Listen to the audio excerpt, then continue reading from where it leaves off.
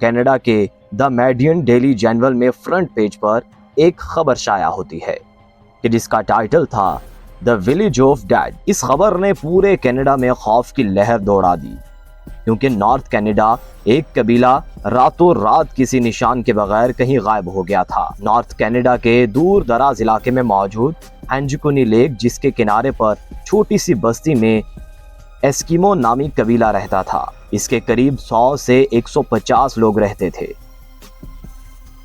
جو لیک سے مچھلیاں پکڑ کر اپنا گزارا کرتے تھے۔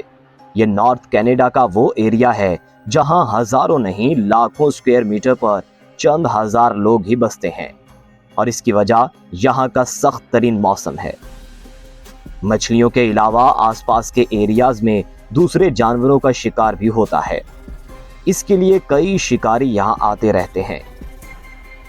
ناظرین، نومبر 1930 کا ایک ٹھنڈا ترین دن تھا کہ جو لیبیلی نامی شکاری شکار کو یہاں آیا۔ وہ شکار میں اس قدر مصروف ہو گیا کہ اسے پتہ نہ چلا اور اندھیرا ہو گیا۔ اس کے ذہن میں ایک آئیڈیا تھا کہ وہ پہلے کی طرح انجکنی لیک کے کنارے ایسکیمو نامی قبیلے میں جا کے رات گزار لے گا۔ اس قبیلے کے لوگ باہر سے آئے لوگوں کی خوشامد کرنے کے لیے کافی مشہور تھے، لہٰذا جو نے اپنا سامان سنبھالا اور اس قبیلے کی طرف قدم بڑھانے لگا۔ یہ ایک چاندنی رات تھی، لیکن دور دور تک خاموشی چھائی ہوئی تھی۔ نہ ہی کوئی شخص نظر آ رہا تھا اور نہ ہی کسی کی آواز، وہ صرف اپنے قدموں کی آواز سن پا رہا تھا۔ حالانکہ جو پہلے بھی ایسا کر چکا تھا، لیکن آج کچھ ایب نارمل سا لگ رہا تھا۔ نارملی جب بھی وہ اس بستی کے قریب پہنچتا تو کتوں کے بھونکنے کی آوازیں آتی، جو کہ بستی والوں نے ہی پال رکھے تھے، لیکن آج بستی کے قریب پہنچنے پر صرف ویرانی اور سناٹا تھا۔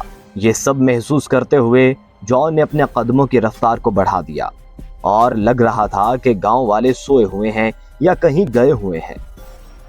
اب دور سے ہی وہ بستی کے خیمے دیکھ پا رہا تھا اور دھواں بھی اڑتا ہوا دکھائی دے رہا تھا، لیکن قریب پہنچنے پر بھی اسے کسی کی آواز سنائی نہیں دی۔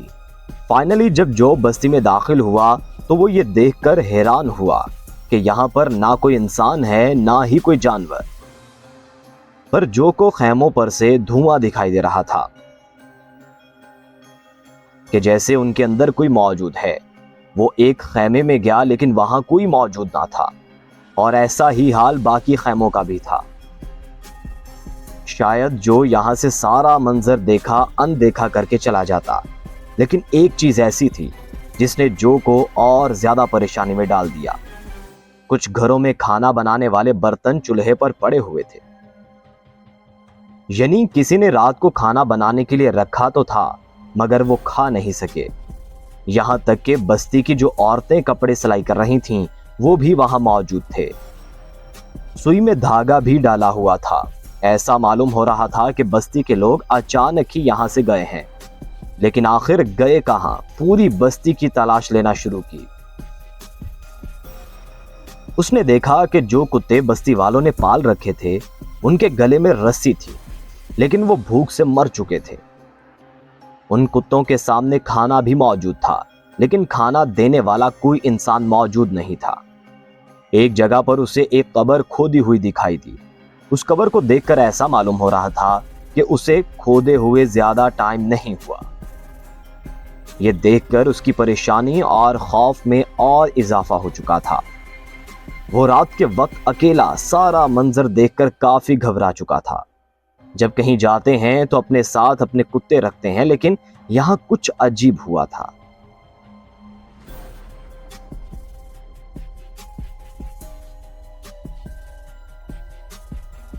اتنا مجبور کہ وہ اپنے کھانا، کپڑے اور کتے بھی چھوڑ گئے اور جلتی ہوئی آگ کو بھی بجھا نہ سکے۔ جو یہ سب دیکھ کر زیادہ دیر برداشت نہ کر سکا اور جلد از جلد قریبی ٹیلی گراف آفس پہنچا۔ وہاں سے اس نے رائل کینیڈین ماؤنٹین پولیس کو اکٹھا کیا اور آنکھوں دیکھا حال بتایا۔ پولیس جب گاؤں پہنچی تو جو نے جو بتایا تھا وہ سچ ثابت ہوا۔ پولیس کو شک ہوا کہ شاید کسی نے یہاں حملہ کیا ہے اور یہاں کے لوگوں کو مار دیا ہے، لیکن اگر ایسا ہوتا تو لیکن اگر ایسا ہوتا تو بستی میں کہیں بھی خون کے نشانات ہوتے اور مار داڑ کی وجہ سے کوئی سامان ادھر ادھر ہوتا۔ پولیس نے فوراً گاؤں والوں کو ڈھونڈنے کے لیے آغاز کر دیا۔ اس سرچ آپریشن میں ایک انوکھی چیز دیکھنے کو ملی جو شاید جو نے بھی نوٹس نہیں کی۔ ساری بستی برف سے ڈھکی ہوئی تھی اور کسی کے پاؤں کے نشانات نہ تھے، بس ایک ہی شخص کے پاؤں کے نشان تھے اور وہ تھا جو۔ یعنی اگر اس بستی میں جو کے علاوہ کوئی آیا نہیں تو بستی والے کہاں گئے؟ لیک پر بھی برف جمی ہوئی تھی اور بستی والوں کی کشتیاں بھی وہیں کھڑی تھی۔ کیونکہ اس موسم میں مچھلیوں کا شکار نہیں ہوتا تو وہ کشتیوں کو زمین پر پارک کر دیتے ہیں۔ اگر تو بستی والے لیک سے تیر کر کہیں جاتے تو کسی نے مار کر لیک میں پھینک دیا ہوتا۔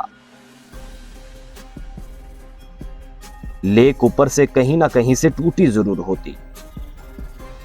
پولیس کی انویسٹیگیشن میں یہ بھی پتا چلا کہ یہ لوگ جو یہاں سے 8 دن پہلے ہی غائب ہو چکے تھے، کیونکہ کتوں کی موت 1-2 دن بھوکا رہنے سے نہیں ہوتی، اور دھوئیں سے یہ بات ظاہر ہوتی تھی کہ ان کو یہاں سے گئے زیادہ عرصہ نہیں ہوا، کیونکہ یہ وہ دھواں تھا جو لکڑیاں بجھ جانے کے بعد بھی کافی ٹائم بعد نکلتا رہتا ہے۔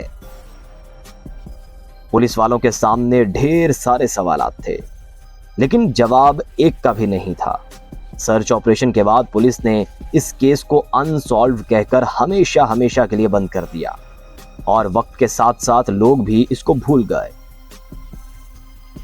اس واقعے کے 50 سال بعد 1984 میں روجر وور اور نگل بلینڈل نامی ہنٹرز نے ایک آرٹیکل لکھا اور اسے ایلین سے جوڑنے کی کوشش کی، اور اس میں بتایا when they went to explore the area near Anjiguni Lake, they encountered a hunter and his 2 sons.